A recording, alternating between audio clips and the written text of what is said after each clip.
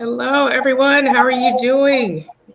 It is Friday's Eve, as always, Yeah. after a long week. And this weather here is like, it's not doing anything for my soul right now. It's raining, pouring Not that raining. so. It was a struggle and a fight to get up off the couch and try to make myself look presentable. Just for all of y'all. Just for Man, you. you know what I did today? I just went ahead and we have all of these influencer kind of posts to do. Like I said, I got to get ready for Baddies Talk Back. So I'm just going to change my outfit 3 times. I don't have time to get nowhere. Yeah, that's a good idea. I'm definitely have to do that as soon as I get home. Do it all in one fell swoop so I don't have to put on a face again. I don't have to do my hair, anything. Yes. So, guys, make sure that you have approved StreamYard so that we can see your comments come in tonight. Tonight, we have a full house. I think this is probably the most we've had on screen at one time. Yes. Before we get started with our topic tonight, which is the burden of being strong, which all of us have felt at some point. A big shout out to our Baddie Ambassadors.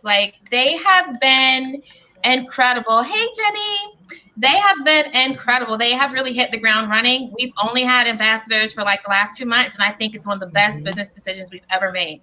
Not only are they great writers, they are incredible women. They are very talented.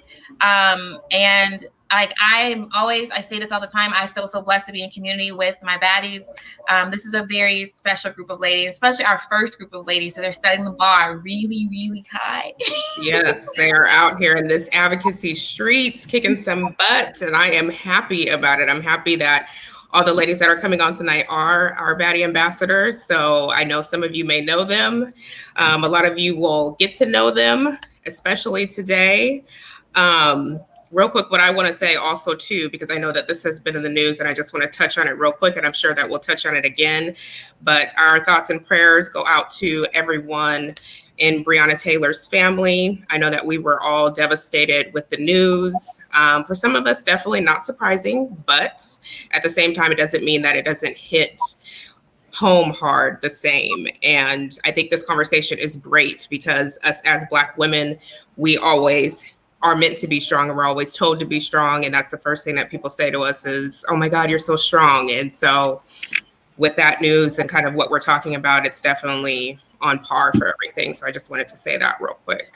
No, I absolutely agree. And I would say this time, I don't know if not surprising is the word I feel like this is insulting, to be honest. Mm-hmm. This feels completely insulting. It's I think I would have been more go figure if everyone would have gotten off. But to do that charge that they did, it just feels like a complete insult. So right. Y'all could have kept that. Really? You could have kept that if that's what you were going to do. Yeah. And I definitely have to stay off of social media because some of these comments that I'm seeing, I'm just like, whoo, I am going to lose all of the religion that I do have inside of me, the little bit that is left. So let me just exit and not comment with whatever anybody has to say. Well, it's a mess. And it's heavy. It's heavy. And It's been such a rough year. So I definitely think with everything that's going on in the world and, for women, that I was talking to someone today, I can't imagine what going through cancer is like in today's world for someone. Right. For sure. So shout out to all of the ladies out there who are going through treatment right now. Know, as we always say, that we see you, we love you, and we are here to hold you up whenever we can or get you the resources that you need to help keep you moving along on your journey. Absolutely. So with that being said, we are going to go ahead and introduce our first Baddie Ambassador of the evening. We need sound effects. I'm excited about being able to add some videos and maybe we'll get a real intro, guys. Right. But if they could add some sound effects, this would be so dope. It's already dope, but it could get doper. Yeah, we're gonna bring them though. Okay. That's gonna happen. So our first guest is Keneene Lewis. Keneene Lewis is an undergraduate and graduate admissions counselor, a graduate student, and divorced single mother of 1. She was diagnosed with invasive ductal carcinoma stage 3 in January 2019. Let's invite Keneene to the stage or to the screen. Hey, girl. Hey. Hey, girl. How are you doing? I'm good. And thank you for saying what you said. Breonna Taylor is from my hometown of Grand Rapids, Michigan. Her family is close to some of my family. So, yeah. Yes, we definitely had to give a shout out to that. But we're happy to have you here. I think this is like your second, like back to back, because you were on our last Baddies Talk back with us. Yes, I'm so honored and so thankful. You guys look cute. Thank you. You are too. I see the earrings. Everybody's got their earrings on tonight. I bring out the class tonight. Yes. So our next Baddie Ambassador is going to be, sorry guys, is April Finley. April Finley is a high school counselor diagnosed at the age of 35, BRCA1 positive and stage 2, triple negative. April is a single Southern belle looking to share her testimony and to help others fight for their life.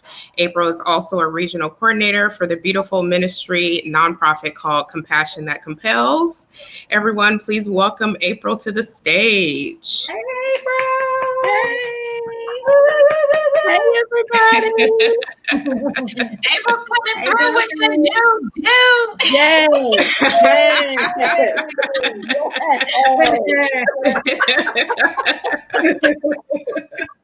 I love it.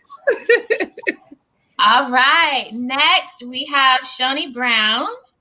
Shoni is a health and physical educator who was diagnosed at the age of 35 with stage 2B invasive ductal carcinoma. Shoni is very passionate about educating others about health and fitness, lymphedema, and being your own advocate. Shoni just dropped off. She'll come back in a minute. She will. Shoni will be leading our Wellness Wednesdays and during Breast Cancer Action Month, as we like to call it, in partnership with Handful, to teach and encourage our baddies about their health and fitness goals. Yes. Let's welcome Shoni to the screen. I keep wanting to say stage, to the stage. It is. This is our stage. Hello. Hey, girl. Hey. Is she? Hey, girl. Anything? Are you there? Oh, no. She moving. I think she moving. A little bit. I can't hear anything. Oh, wait. No. It's funny because we're all looking. We're like, wait, is it? Does she need earbuds like us? Like you, Marissa? You want to try earbuds? She can't hear us, she said. So Earbuds? Talking to her. Go ahead and introduce Ginny, and I'll message Shoni. okay. So next up is last but not least, Ginny Shudlick. Ginny is a flatty baddie, as we like to call her, who was diagnosed with stage 1, grade 2 invasive ductal carcinoma. After completing active treatment, she found the energy to focus on advocacy and education. Ginny wants to bring attention to disparities in breast cancer diagnosis, treatment, and outcomes between white women and women of color, and to normalize flat closure options after mastectomy. Everyone, please welcome Ginny onto the screen/stage. Woo. Oh. Hello. Hey, girl. Can you hear us? How's too? everybody doing? Good. Can you hear me? Yeah. I'm good. How's the weather there in Colorado? It's hot again. We had winter, now it's summer again. This is like in the 80s, 90s degrees again. That's what we're supposed to get tomorrow. It's supposed to be like 82. Nice. You got that good 2020 bipolar weather going on. Mm-hmm. Oh yeah. No surprises. Not surprised by anything anymore. Yeah. Appropriate. Really locusts next. Who knows? You know, we don't know what's going to happen next. I guess it's all just, just be prepared for the unexpected at this point, because you don't know what's tomorrow is going to bring. Cheers. Very Level true. 10 of Jumanji.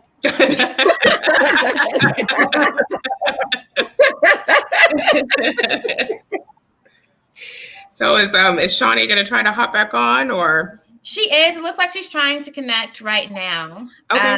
But if you want, let's go ahead and start with the first question because I think it's probably going to take us all a minute. So tonight, guys, we're talking about the burden of being strong. So I think the best way to start this conversation is let's talk about your first memory of having to shoulder the burden of being strong on your cancer journey. What's the earliest experience you can recall? Anybody? Anybody? Yeah, go ahead, girl. If you already know. I got it. When I first found my lump, and I was calling my father, whose mother passed away from breast cancer. I was calling him, who I hadn't talked to in 3 years, and I was calling him to get the history, like our family history. And so, me being as bold and as I am, I was just like, "Hey, Dad, can you tell me your health history? Who else in our family had breast cancer?" He said, "Why are you asking that?" And as soon as I said it, I knew immediately it was so heavy on him. And I was like, "Well, I found a lump. I think it may be cancer." And my dad, his voice got shaky. He started rustling some papers, which I don't know. I still don't know what papers those were because what were you doing? But he was probably trying to get his life together, trying to figure out. He started rustling some papers and he was just and he started trying to remember who else. Like my Aunt Jackie, I found out at that day that she had breast cancer as well, which I didn't know. And so immediately I felt bad for just dropping it on him like that and not really thinking about the toll that it could have taken on him by being so cavalier about the lump that I found. So that would probably be the first day on my cancer journey. Okay. What about you, Ginny or April? It occurs to me probably as soon as I found the lump, it started essentially because the last thing I could do is freak out and show my true emotions. Like, this lump is different. I don't know. I feel like I have to go get this checked out. And I had to act very casual about it for my family, for my husband, and act like, even for myself, act like I was braver and stronger than I really was. It's just an introduction, I guess, to the whole cancer journey. I hate that, but I don't know what else to use other than journey. Right. It continued that pattern, I feel like, throughout. It's always being strong for the other people in your life and having that appearance of strength for them. Mm-hmm. Yeah. For me, April's gonna come back. I'm like, why is everybody just disappearing off the screen tonight? He's dropping off. Dang. There's something wrong. For me, I like everyone else, I was devastated. I think my initial announcement, that was definitely when I broke down. So I didn't feel like I wasn't even thinking about anybody else. I was just such in shock because I was diagnosed at 26. So it was like, what's happening right now? But I would say that I think may have been the first time I saw my mom and my dad shoulder the burden of being strong. I think the first time I felt it was, oh, Shoni's coming back too. The first time I felt it, it was the day of my mastectomy. And I really wanted to put on a brave face because we had family coming in from out of town. I didn't want to be in there falling apart, but I was terrified. And so I was nervous and my stomach was upset. And I was like, I don't want, I don't want all these bad things to go on during surgery. And I was shaking. I was physically shaking so bad. I was terrified. But I did my best to put on a brave face. And, I remember my family came back to see me one time and I was like, okay, get it together. But then they came back a second time and I was like, It's too much. I don't want to see y'all no more. Like, let me have my minute. Yeah. So yeah, I think the day of my second was the first one. But interestingly enough, my mom was saying like she felt it vice versa, like me trying to be strong for my family and her trying to be strong for me in that moment as well. Mm-hmm. Yeah. What about you, April? I think like many of you, it started from the very beginning. I remember when I went to the doctor and I was told that I had to have a biopsy. I called my mom and I just immediately just kind of let it go. Like I was very upset because I kind of, you kind of in the back of your mind already know what's going on. Mm-hmm. And my family, I'm the baby of my family, so they were immediately like, you need to come home. You need to, do all your treatment here. And I was like, stop. No, let's take a minute and let's, see what the doctors here say. I eventually ended up going home and doing my treatment, but I became overwhelmed when so many people, when you have so many people who care about you and they're really interested in how you're doing and they want to be kept up to date, you're exhausted. Like having that same conversation over and over and over again. So I made the decision to create a Facebook group where I just updated it as I went along so that people would stop asking me questions. Well, that didn't work because people don't read. Oh no. We're just having some technical difficulties with the internet today. My sister said there's like a tropical storm, I guess, that was in the Gulf. That's like, so maybe that's right. Maybe that's what's going on. Yeah. I don't know. I guess for myself, I always felt like I had to be strong. Even like with my family and friends, I'm always the one that has to at least feel that way. Always have to be the one that's strong. I even remember a friend of mine telling me, well, like, you're the strong one. So like, if you're not being strong right now, then like, what are we going to do? Yeah. And like, that just, at that point, you already feel like you just have to like be strong in that moment. Like you can't be weak. You can't, take off that brave face. I remember I was diagnosed like right around Thanksgiving. And I remember my sister ended up coming home and I had to go to work the next morning. And I remember I just broke down crying in my room before I had to go. And then I didn't want her to see. So I just like cleaned up my face and then went to work. And I remember her telling me later, like, I knew you were in your room crying, and she's just like, you don't have to do that. And those things, that's what I can appreciate from people when they give you that openness and to be open and like, you can just be free.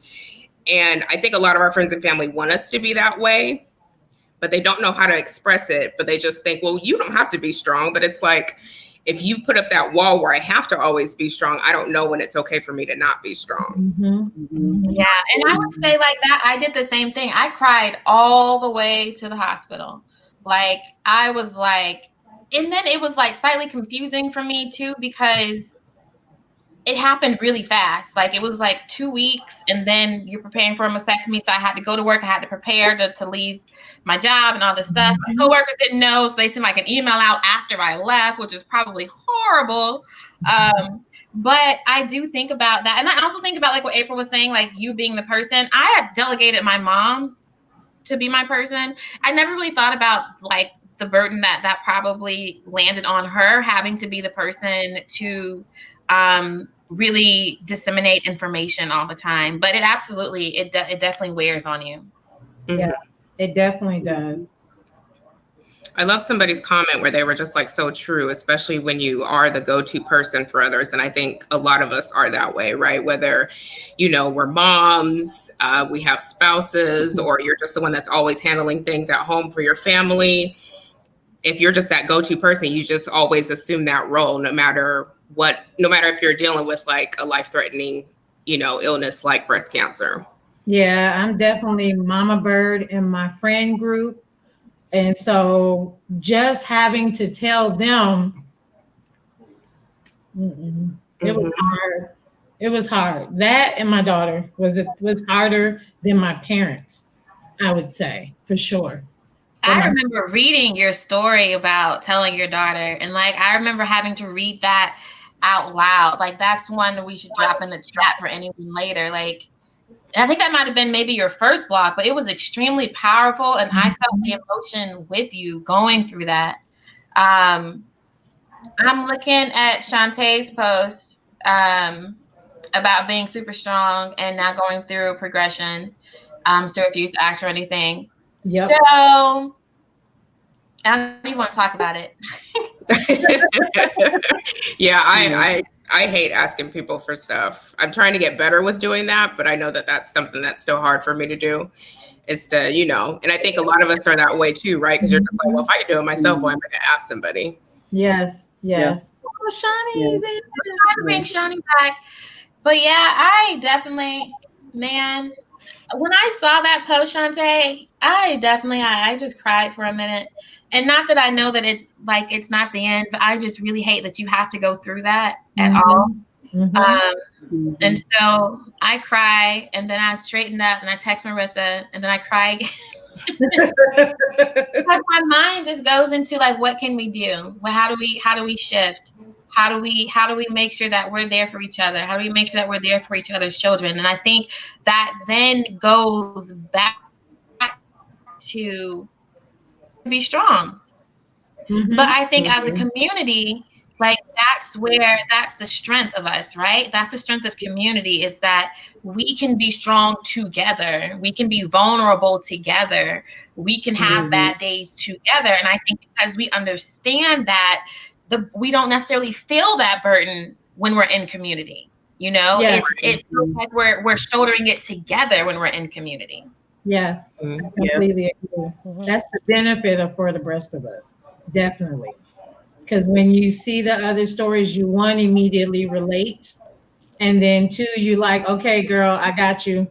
What do you need? How can I lift you up? How can I add to you, or how can I help you, or how can I take some of that off to let you know, one, you're not the only one that felt that way. And then two, we got you. So come over here and cry. Come over here and vent. Come over here and bitch. Come over here and get it all out. Right. Yeah. You just gave me chills when you said that, because it's so often in the group is really like people wanting us to like do a directory and all these different things, and tell people like the group is really a self-service thing that we put together, primarily because Marissa and I were fielding so many DMs of people with questions, and it was like, we can't be the pastor. We have to create a place where you guys can connect with each other. Oftentimes, like I like to post funny stuff. I'll post things that's happening. Or like research and stuff. But for the most part, I try to let the women help each other and try to stay out of that. Because I feel like my role is a little bit more as a facilitator. And then sometimes I'm like more on a patient aspect, but I feel like, I just want to create a space where everyone can have those conversations. And so often, like the baddies swarm, and I think it's beautiful when someone is having a hard time or when someone needs help, how quickly people jump in and like, I got you, let me help, or let me tell you how I went through that. And that's how we get through this. Yes. Right. I agree. Which is a good thing about having community, because a lot of us, when we were diagnosed, we didn't have this. So you didn't have people to ask certain questions or what they were doing or the different products that they use to help them get through. So I love that we actually have that community there. I know somebody just commented and said, and I don't know who this was, so I want you to put your name in the chat if you want to, but somebody just said, I went from wanting to be superhero Wonder Woman to damn, I'm just tired, yo. Yeah. And like, yes. Like, I just want to be like, I'm just tired. And I remember started telling people that. I mean, even now, like I'm coming up close to, it'll be 5 years next year, but even now I'm just like, I'm tired. And I know sometimes even I'll get on the phone with my dad and he'll always be like, how come every time I get you on the phone, you're tired? I'm like, man, because I'm tired. I told him last night, I said, no, like I am physically tired. I'm telling you, when I made that switch from tamoxifen to the other medicine, like I don't think people get it. It's a different kind of fatigue. I don't want it. I don't want a different kind of tired. This is not like I just slept bad. This is like I could sleep all day if you let me. Right. But Shoni, now that you're here, we want to see if we can bring you in because you're up here for a minute. When can you recall like your first memory of experiencing the burden of being strong? I want to say it goes back to dealing with my mom being sick, and I'm the baby, and I was the one who literally went to go pick out her dress to know what she was going to have in her casket, down to everything. And it was hard because I wanted to be able to just break down and cry and be that person just like fall apart, but that's not the person that I knew my mom as. I know her as this woman that had 2 nickels. She rubbed them nickels together and she made like a meal, rent, whatever you think of. Like there were times when I didn't know honestly how little we had because my mom, she made magic. And from seeing that magic, I said to myself, there's no way that I can't make magic too. And, then once it came to the point where I'm sick and, everyone's always like, oh, you're the strong one. Because once my mom passed away, I was the glue, Yeah. the youngest one, but the glue. Yep. And then when I could no longer hold people up, and I did reach out to say, I do need some help because, I don't have it all. I don't get what's going on. I don't know everything. And they all scattered. So I had no choice. I didn't have the choice to say, I want to break down. I break down when I get home. I go with that face in every day to my treatment, to whatever appointment I went to. I might break down in the car on the way home. I had because I'm on a Medicaid managed program, so I would get transportation. And this one particular guy used to drive me every day to chemo. And he would say to me, you look so sad. And it took one time for him to say that. And it was that he gave me that ability to let those waterworks come out. It didn't stop. I went into treatment blubbering and I never did that. Like I walked in there with like stone cold face, like I'm not smiling at you, I'm not laughing with you, I'm not mad at you, but let's get this over with and let me go home and get ready for the next time because I know it's going to kick me down and I'm going to be by myself crying because I can call someone and no one's going to come. Yeah. Oh wow. You better take me out, girl. So, Ginny, I wanted to ask you, so how is it like being an Asian woman and being strong? Are Asian women mostly, are you brought up that way as like, you have to be the strong ones in your family? Because what's interesting is The Burden of Being Strong was a blog that was written by an Asian baddie. Yeah, I would say there's definitely some cultural elements. Like it's funny because you talk about things like, have you pooped today? Like that kind of thing is common stuff, right? But you don't necessarily talk about things like mental health or cancer. And yeah, as the eldest child, I definitely had that I have to be strong sort of mentality. But also when I was getting medical care, and I know I've talked to other Asian women that have had similar experiences. We have this, people can't read our faces very well. So there's this impression where people think that we don't have emotion and that we're stoic and that we're being strong, but that isn't the case. They just don't necessarily know how to read our faces or read our body language. And it's not, most of the time it's kind of comical, but it can be a problem within the medical profession because they don't, Asian women are not referred to as much for mental health because they think, oh, she's fine. Look, she's got that stoic face. She's strong mentally, all this kind of thing. So we do have that to deal with. And I know that in the African-American community, there's some of that as well. There's that sort of image of the strong Black woman also. So we do have those sort of similarities, I would say. Yeah.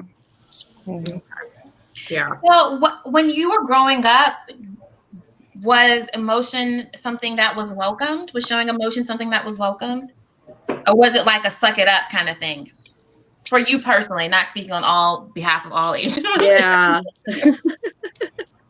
For me personally, I kind of sucked it up. So my background, my mother is Korean and then my father is white. So I grew up in a mixed household, and my mother was a very emotional woman. Yeah, it was all out there, but she was kind of the outlier in her family and in her culture because of that. And I don't know how or why, but I had this thing where I had to be the perfect little Asian girl that was good at math, and I was really shitty at math, so that didn't work out well. So even growing up in the household that I did, for some reason, I still picked up on a lot of those cultural norms and expectations that people have for Asian women, which is interesting. And I think it also get over it now. The opposite of what your household is, you tend to kind of take on. I heard that somewhere, like if someone was more emotional than then you tend to be the more like, I'm going to be this way or that way, and vice versa. I read that somewhere. You know what's interesting when we talk about culture is, we talk a lot about the angry Black woman stereotype. One of the things I've always said is that I don't feel like, as Black women in particular, that we are allowed to have different emotions. If you're upset, people are trying to like belittle the upset. If you're angry, now you're a threat. If you're sad, you're too emotional. And I don't know where that came from, but I absolutely don't feel like as a society we've been given quote unquote permission. We only need our own permission. But in society, I don't think Black women have the option to be emotional, to have different emotions. No, I agree. We don't. I mean, I can even say from like, I'm sorry, Marissa. No, go ahead. I can even say, like, even in my family, I totally agree with that statement you make, Keneene, about you are the opposite of what's in your family. Like, my mom is tough as nails. Like, I probably can count the number of times I've seen her cry my entire life, as well as my dad. So when I was diagnosed, my sister would tell me about the conversations she would have with my mom and how my mom was having a hard time, and she never cried. And in front of me, she never cried in front of me, but I guess she cried to my sister. So I happened to one day walk up on my mom having a conversation with someone, and they were asking her, how is April doing? And she was like, April is doing so good. She's doing well. She's positive. She's upbeat. And whoever she was speaking to was like, well, how are you doing? She said, I'm about to lose my mind, but I can't because I'm okay because April is okay. As long as April is okay, then I'm okay. So that made me feel like, well, damn, if I have a hard day, not in front of you anyway, because you're going to fall out on the floor. Everybody out. But it was crazy because I really didn't have that full emotional breakdown until I realized I had to have the total hysterectomy and I couldn't have babies. And I lost it. I lost it on Mother's Day. We were having, Mother's Day celebration at my house for my mom. And I just couldn't get myself together because the reality of you can't have this hit. And, my family was as supportive as they knew how to be. But you're absolutely right. We as Black women, we can't. It's like if you show too much emotion, you're too vulnerable. And if you're too strong, you're a bitch. And it's just like, what am I to do? So I think it's up to us to change that narrative and support each other, and not be so stoic. Definitely stoic. Especially not even just for us to change it for everybody around us, but for all the generations coming behind us. Because I have a son, and I remember when I was going through treatment, my dad came over every day to help me. And he lives about 45 minutes to an hour away from me. And he was going to stay the night because he knew I wasn't feeling good. And I'm just like, oh, no, don't worry about it. Like, I got it. And I remember waking up in the middle of the night and I was just throwing up. And my son Sayera came in my room and he's like helping me clean up like all the throw up and everything. But then he's like yelling at me and saying, he's like, this is why you got to stop being so strong and take people's help when they're trying to help you, because now you're over here throwing up. And then he like called my dad and told him to come over. And I remember my dad just kind of chuckling like, see. And like for me, that was like a realization, like, okay, yes, like you don't always have to like show this whole strong outside appearance. Like there are people around here that want to help you. But it's definitely like your kids, or, you know, not even your kids, but just kids in general, like they'll keep it real with you and tell you. And that was definitely one of the people that made me realize, like, okay, I don't have to always have this strong face on for everybody. You know what's interesting is CJ was here maybe last month, I think. CJ and I were having this conversation the other day because we just started a podcast. It's really us talking right now. It'll get better. But we're talking, and the last episode was about stress. The name of the podcast is Sick AF. And we were talking about stress, and she was talking about how I think her son was about 9 or 10 years old when she was diagnosed.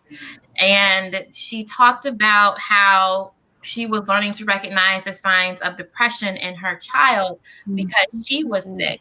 And so, again, when we talk about the burden of being strong, we then have to think about what that means for our co-survivors as well, for our children, for our spouses, significant others, our parents, because it tends to roll down, doesn't it? Right? It'll start with you, but if it's on you, the person next to you, then the person next to them. So, what advice would you guys give to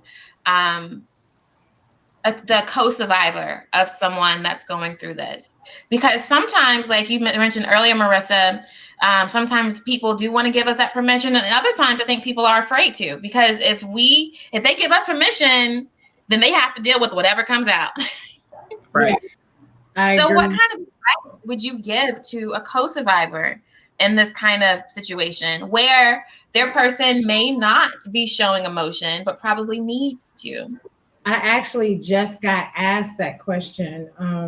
A friend of mine, his wife got diagnosed, and he reached out to me. I'm sorry, my voice is because I've just shed some tears. It's a little shaky, but he reached out to me and he was like, you know, how can I be there for her? How can I, you know, what do I do? And so I said to him what I would have said if somebody would have asked me that question, like, what do you need or what can I do for you? I just told him to listen, try to keep things normal, allow her to break down, you know, celebrate the small wins. You know, like I remember, for example, when they thought that I had more than one lump, and they were like, we got to test all this stuff. And it was on the day that they thought that I was going to originally have my lumpectomy. But then it was like, oh, we see some more stuff on the scans. You might have 3-4 lumps. And I'm just like, and that day for me was probably one of the hardest days at the beginning. I broke down because I had in my head, that was my day.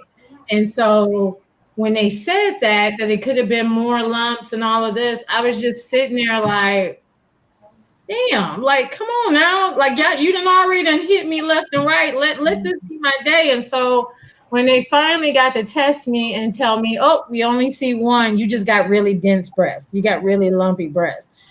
I'm talking about, I've never been more excited to have lumpy breasts. I promise you, me and Callista went and got some ice cream. We went and got some sushi. I got me something to drink because and that was the day that I found out when my surgery would be.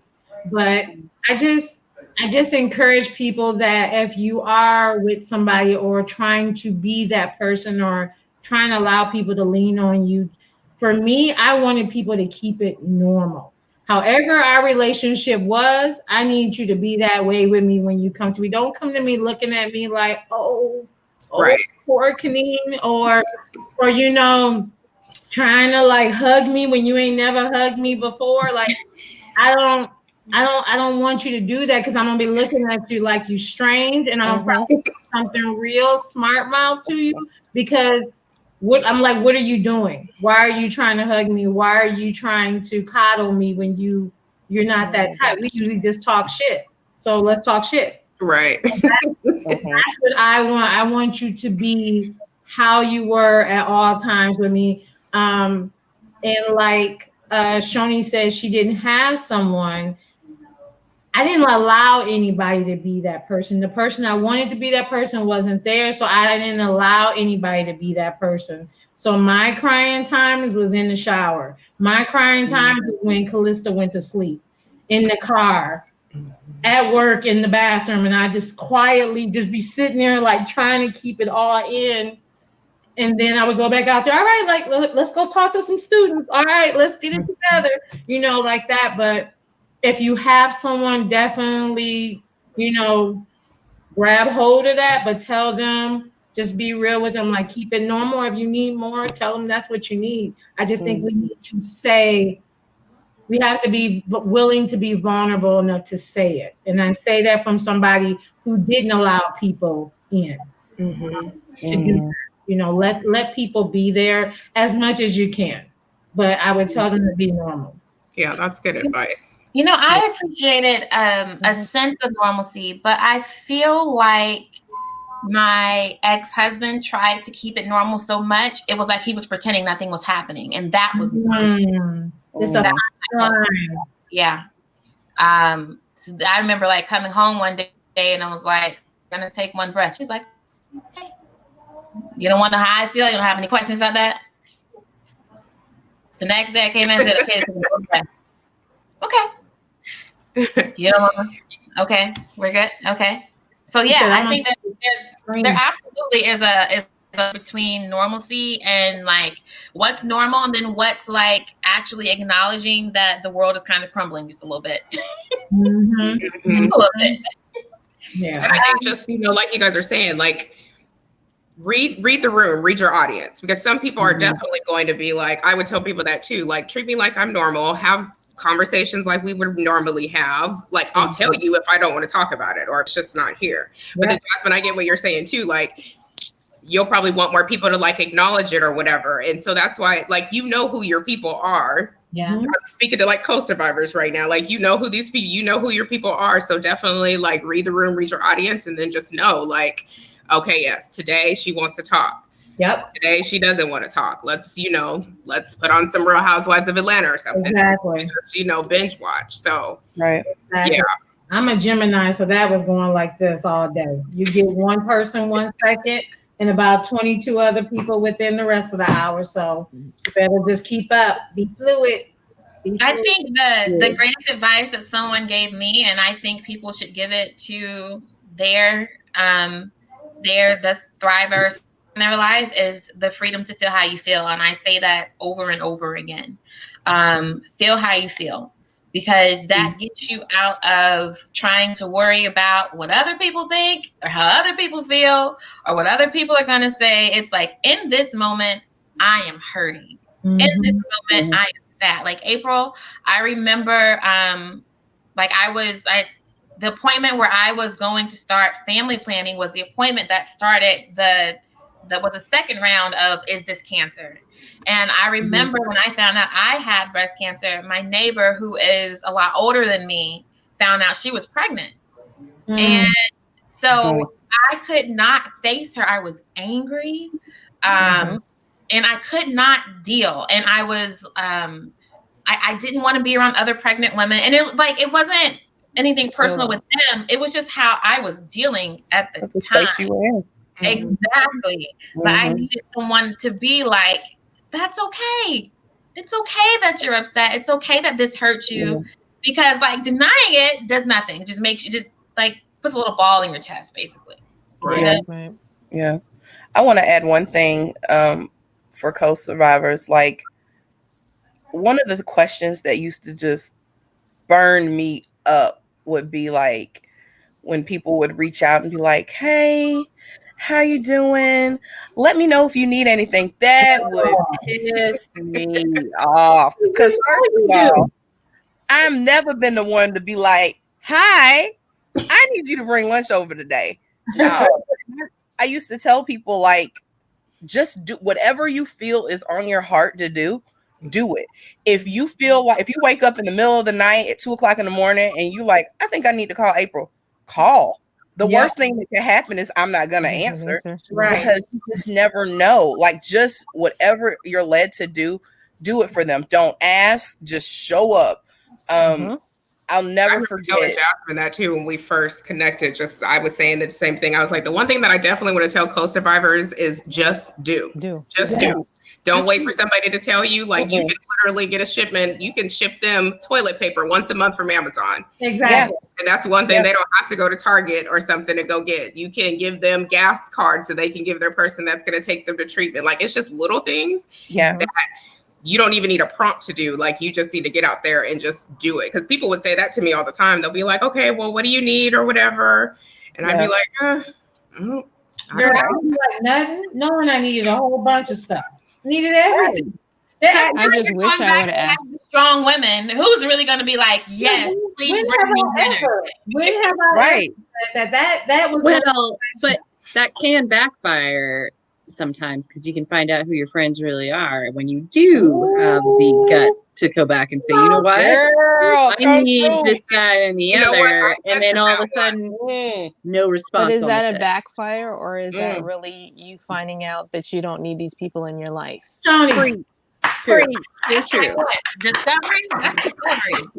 Because to be honest, like I said, you know, basically I felt like I was alone, and I have nieces that are around the same age as me. They're maybe 6 to 5 years younger than I am. So all of us are very close in age-wise. And even so, it was always, Auntie, can you? And then when I was like, I just need and it was nobody. I was like, are you really kidding that that's what you do? Okay. So then don't call my phone. Don't text me. Don't do nothing, because I'm not going to have that extra energy for you when you can't even, you know, because literally the first, when I was diagnosed, I like sent out a blast, you know, to family, like, this is what's happening, you know, and even when I started to do my IVF, you know, to retrieve my eggs and everything, I let people know.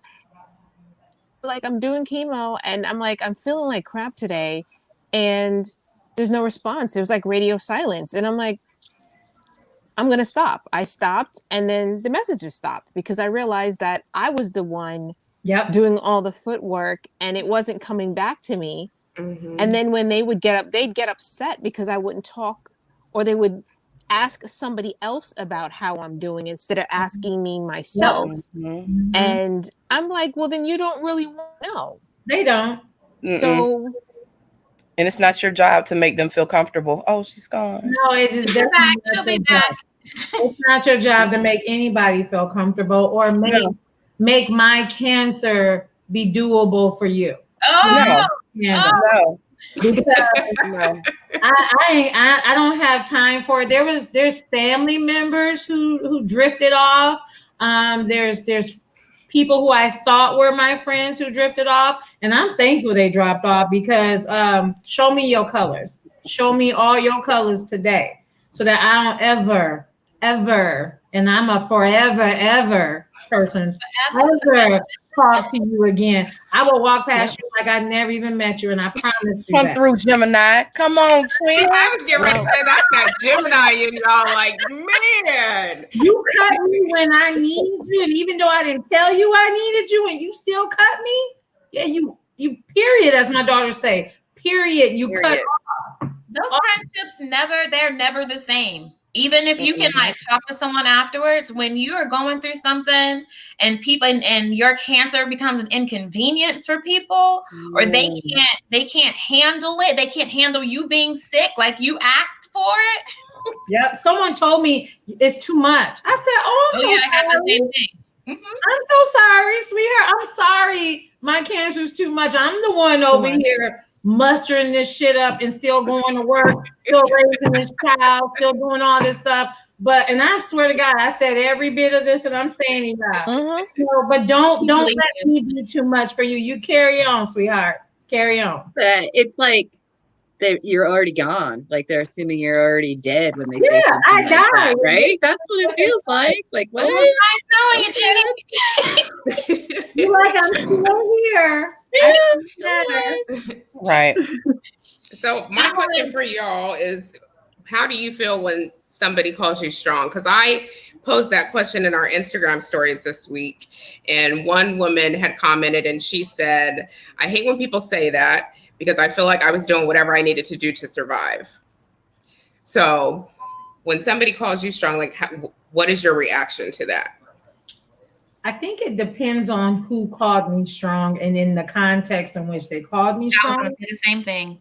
But if they call me strong and it's not the right context or you ain't the right person to say that to me, I'm gonna come back and now we're about to probe. So why am I strong? Why do you feel I'm strong? How have I showed you I'm strong? You know, and I said, have you really even asked me, you know, what I'm dealing with? Just because it's not on my face, I'm good. My mom always told me, fake it till you feel it. So I put on a face and I'll get out here and do what I got to do. But inside, shit, I'm ready to go in the corner and shut all this shit down. And it's just like you need to ask that. Don't just say that haphazardly. I need you to have some context. Like you're strong when you said, Marissa, would you like a glass of wine? Like that. Full circle. Right. I'm not strong because I didn't shed a tear at this exact moment when I was just crying 10 minutes ago. You know, I'm gonna cry as soon as you walk out this door. Like they have no idea why you're being strong. Or I'm being strong because she's listening. My child is right there and she's listening. So I can't tell you my whole insides hurt. Like everything hurts, you know? And so I got a lot of people who said, girl, you're so strong. Oh, you're so strong. Because I use Facebook as my journal through my whole process because I didn't have you guys then. And so I would get so many messages, girl, Keneene, I know you strong. You always been strong. What day was I strong? Please tell me. Because there's a lot of days that you thought I was strong and I just barely made it through. You know, I just barely didn't give up today. You know? Yeah. I would absolutely agree. But I've always said it's not what you do, it's how you do it. And so there are situations where I looked at and said, no, I handled that. I could have handled that way worse. I handled that. There are times where I'm like, yes, I am strong in the way that I did that. And then there are other times I'm like, too. I think it's the context of it. I remember Natalia, who is one of our baddies, and I think Natalia's been on Baddies before, Baddies Talk Back, maybe. I remember her saying about don't call her an inspiration. What did I inspire you to do? Like, inspiration because and somebody called it, I think it was one of my friends from YSC, Emily, I think she called it inspiration porn. That some people, they just look at people having a bad time and it makes them feel better about themselves. Oh, you're just so strong and you're so inspiring. Nobody appreciates that. Right. You can take that fake ass strong. Fake take it. Let's I want to give a quick shout out real quick to Natalia if she is watching. She had surgery today, so we hope that you are resting and well at home. And it wasn't a major surgery. She, announced it on her stories or whatever. She was just going in to have something minor done. So if you are watching, we are sending you love today. She's one of our Baddie ambassadors. Yes. So praying speedy recovery. Yes. Absolutely. Yeah. I see someone said it irritates them more to be called a warrior. I've heard that too. I struggle with because it's strong versus brave. Like strong doesn't bother me as much. What bothers me is brave and like heroic. Because there I feel like firefighters who run into burning buildings are brave and heroic. I didn't really have a choice other than curl up and die again. Right. You know?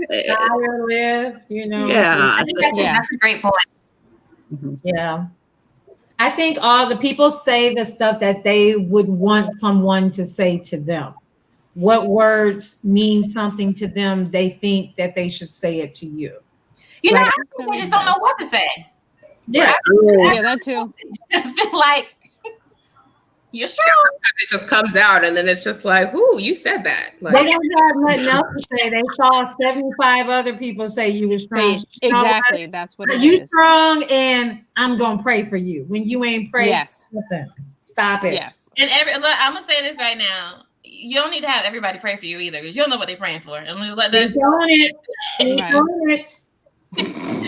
But I remember Brittany King. I remember I posted something. I can't remember what it was. It was something about my divorce, because I was having like a rough time.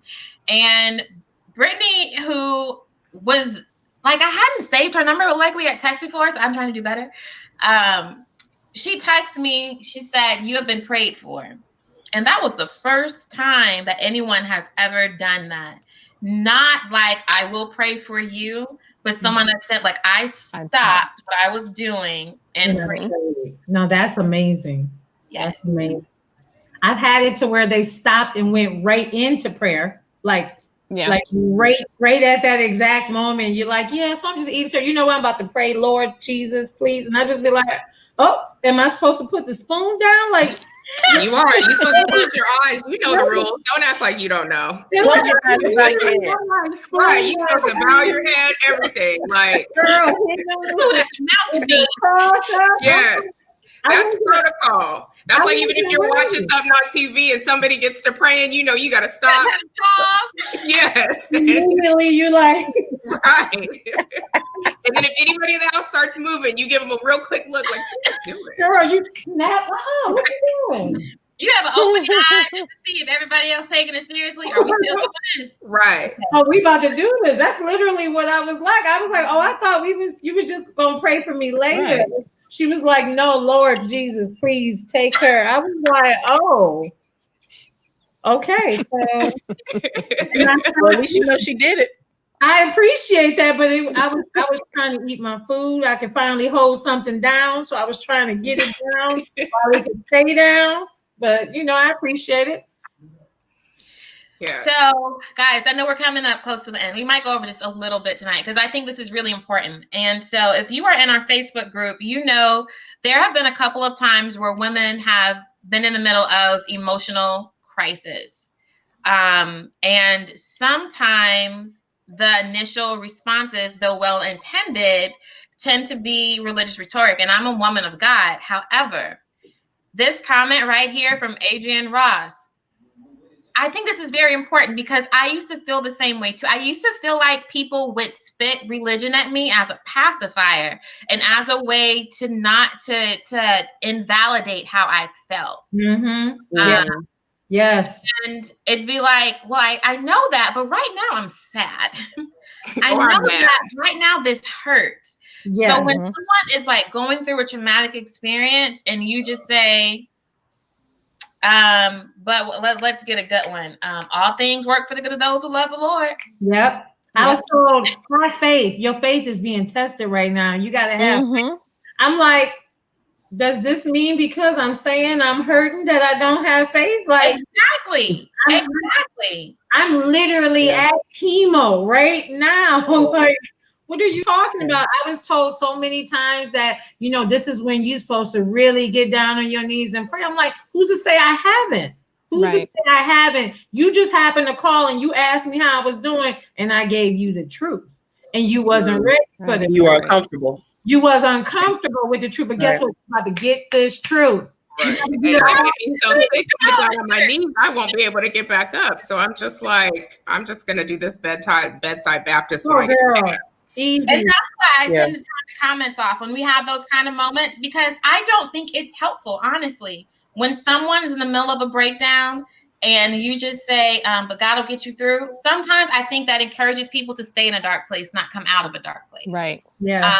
And I think, like, especially in the Black community, with faith being really one of those things that really ties our community and builds resiliency as well, especially the research for Black women with breast cancer, Latina women with breast cancer. I think it's very important how we use religion and faith in the middle of crisis, and make sure that we're not using religious rhetoric to shut people down. Because I think that's what happens sometimes. Like you guys say, people feel uncomfortable and they throw something at you, and then they They Stay expect you to shut up. Yeah. They- It's like Andre just said, like, I didn't mean to laugh, but it's so funny because she was like, and they feel I should be jumping up and down with the Holy Ghost. I was, Yeah. Mm-hmm. And another thing too, like you have to be like everybody doesn't have, everybody doesn't believe.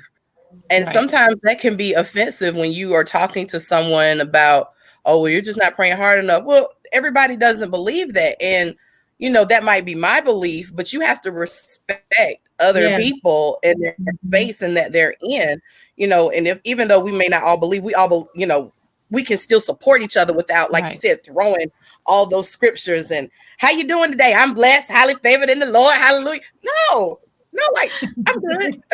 That's all I need. And there's but I'm straight. as a non-religious person, there is an assumption around that. Like people throw that out, like, God doesn't give you more than you can handle. Yeah. Well, if I'm not a religious person, does that mean that I deserved cancer because I didn't pray hard enough or pray to the right God or do it correctly? Like that can also happen in some cases. So you just have to be careful with your words. Like think about it, Me personally, I tend to give people grace because again, they just want to throw things out there and it's like, they just, I'm not going to let it bother me too much anymore. They just don't know. Mhm. I got my people, they understand. I go back to my groups. So what you got to say to me now? Yep. Yep. You should hit them with that, Ginny. I'm not a believer. So what else? What other advice could you give me? Right. I mean, though, but I think we were talking about faith on here one time. And I can't remember what it was about, but I remember probably Jenny and Natalia were saying, and it was the question for people, are non-believers then what are strategies or coping mechanisms that have worked well for you? Not that I'm saying that faith is a coping mechanism, but it does build resiliency in a lot of cases. So can you speak to that a little bit, Jenny? Well, I don't think that just because you're not religious doesn't mean you don't have some kind of faith. Like I look at it as I have faith in myself. I have faith in my medical team. I have faith in science. I have faith in all of these things. And that's what helps get me through cancer. I don't necessarily, I'm not like an atheist or like any hardcore or anything like that. But I think people that are generally not so religious, they have to rely more on themselves and their community and on science. In my experience, they're more reliant on things like science than they are on religion. But sometimes it can be pseudoscience, so that that's not always a good thing. But that's a whole other topic. I feel like I'm spiritual. I wouldn't necessarily say I am religious, even though I grew up saved and sanctified, filled with the Holy Ghost, Holy Spirit, all of that. I am religious. I believe that's a whole nother conversation, but I do agree that people tend to throw that type of stuff at you. And like I said before, like she said, read the room. It's a time and a place. It's a time and a place. I was told to stop cussing. And so I told them that prior to me getting cancer, I had a conversation with God and I said to him, look, either I can stop cussing or you get this cancer. I had this cancer, so these words are coming out and he's giving me grace with that. And so until I get to a place where these words don't need to come out no more, then so be it. He's giving me grace. My aunts are deeply, deeply religious. And they were like, you've been using the F word and the S word and D word. I said, I'm going to use all these words because that is what I feel. That is where I'm at right now. First of all, I love the F word. It's a beautiful word. It's a fun word. Yes, it is. But I feel right now like, fuck. Like this shit hurt. Like what the hell? That's a good comeback though. Like talk to God, and we got an agreement over here. Well, and then that's when you shut up. Immediately shut up. They're like, so I'm like, yeah, that's what we agreed to. The cancer's still here, so like I'm doing good. And then shut them up. Is there anything else that you guys want to add to the topic of being strong? I know even, like right now when me and Jasmine had started out, we had talked about, everything that's in the news right now with Breonna Taylor and stuff. And I think a lot of women I would just say women of color in general, but definitely Black women are feeling like that they have to be strong and they have to uphold their communities and keep their head high. So is there anything that you guys, in the realm of being a breast cancer survivor or a thriver or living with breast cancer, that you could give advice to the women that are watching right now, especially going through this time? I'm going to go back to feel how you feel. Do not let other people, and not just feel how you feel, but I'm so big on this. We got to stop at the comparative pain. And I didn't notice it a lot until I got into the breast cancer community. And suddenly it was like, you're stage this, I was stage this. You got this many rounds, I got this many. Like, stop.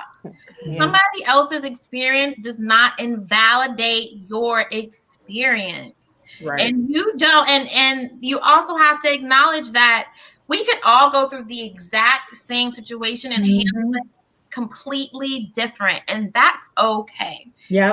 So feel how you feel, and stop comparing how you feel in a situation to how somebody else's feels, because we don't have to navigate things the same way. Yeah. Right. And you don't have to heal the same way either, because when I finished treatment, I was still feeling like somebody had kicked me, stomped me, and everything in between.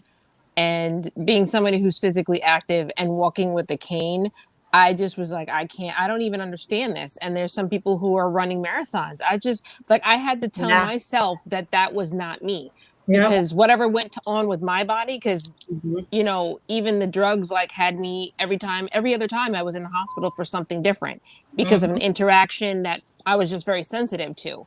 And it even went down to tamoxifen giving me blood clots.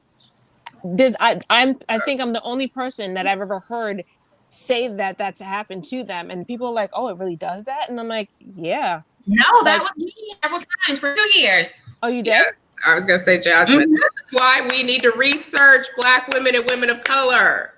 Sorry, I had to get that out, y'all. Absolutely, let it go.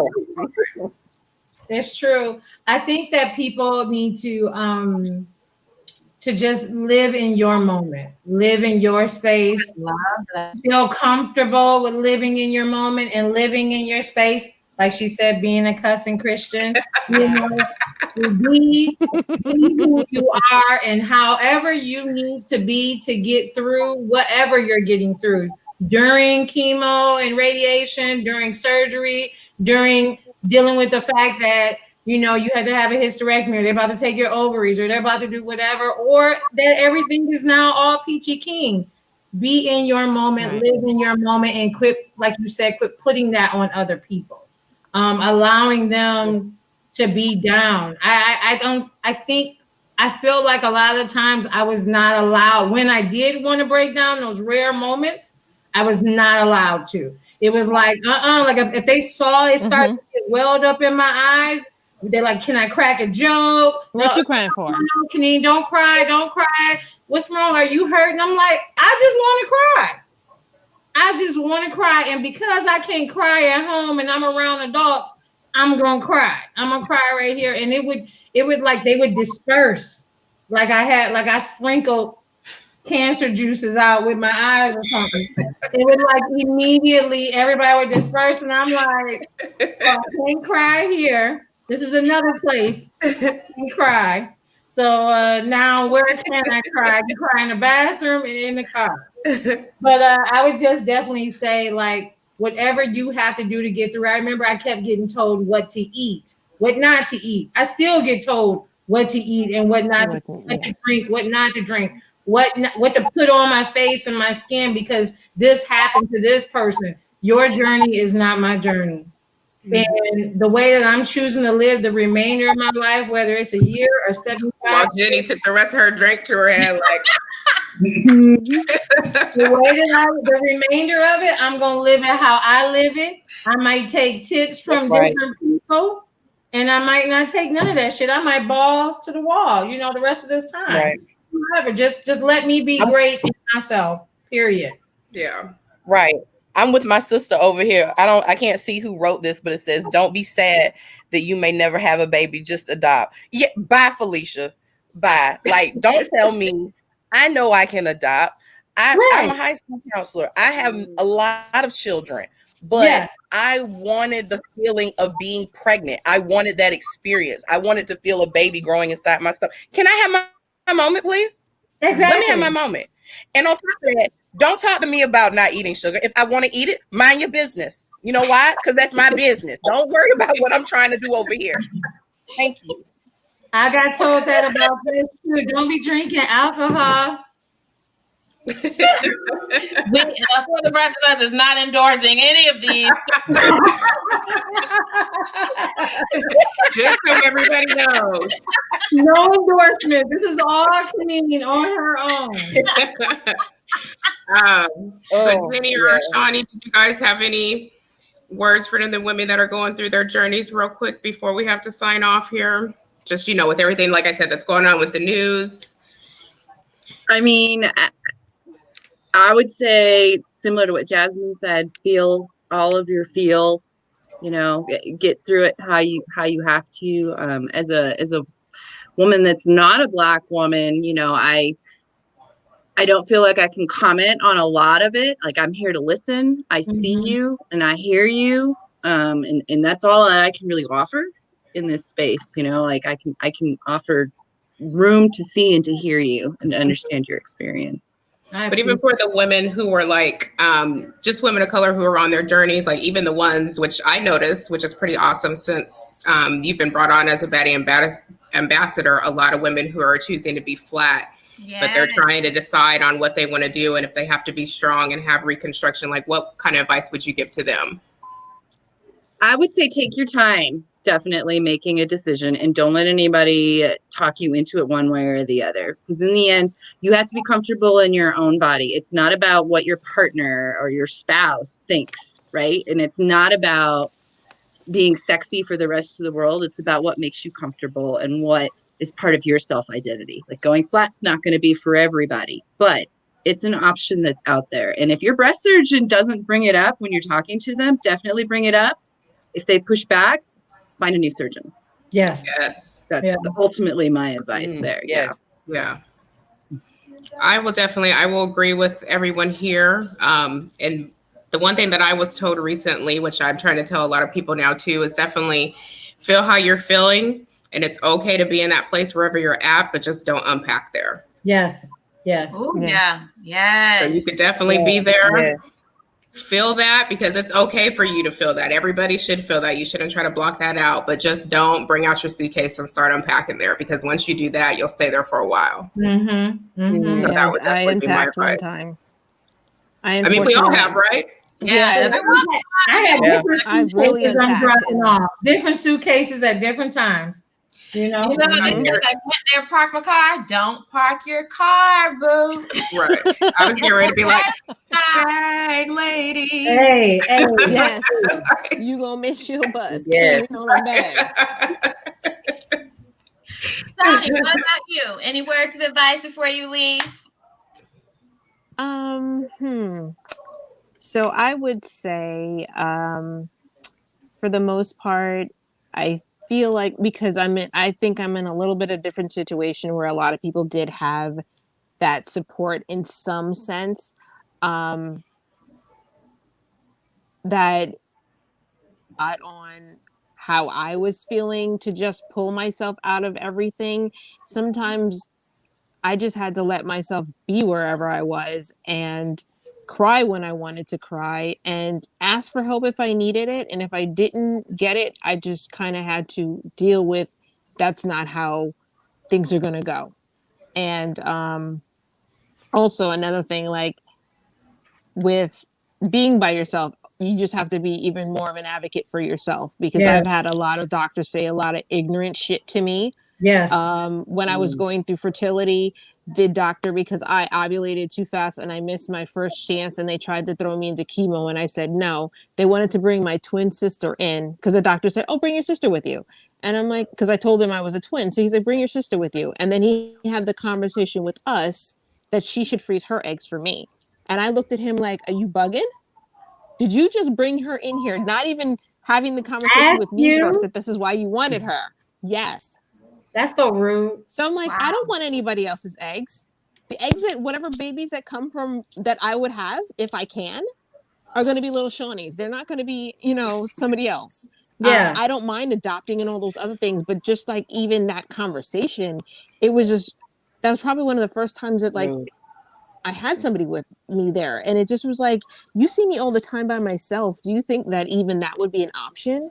Right. It was just really off the wall. And how it's dare just they like, speak for you? exactly. How dare they?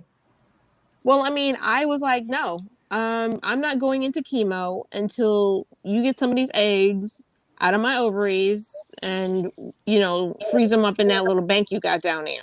Mm-hmm. And that's what I did. And it was crazy because it was literally like 2 days past the day that my mom passed on that month. And I froze eggs in that morning. And literally 2 weeks later on my dad's birthday, I started chemo. Wow, that's crazy. Mm-mm. I want to say for all you ladies, like, you were all rock stars. I am so happy to have. I am so happy that all of you have decided to like be Baddie ambassadors with us. No, because I'm giving you the side eye because you got to drop off one more time. Right, April. Just like one more time. But you guys, I love that everybody got a chance to meet you. We definitely have to get all the Baddie ambassadors on here at one point so everybody can meet them. But I am just glad that you guys are here representing for the rest of us and out there doing amazing work. So thank you so much. Yes, we love you guys. And we are so thankful for everyone that tuned in with us tonight. We are going to check out, but Baddies, stay on screen because we have to do our photo. It's tradition. Okay. Bye, everybody. Thank you, everybody. Bye, everybody. Bye.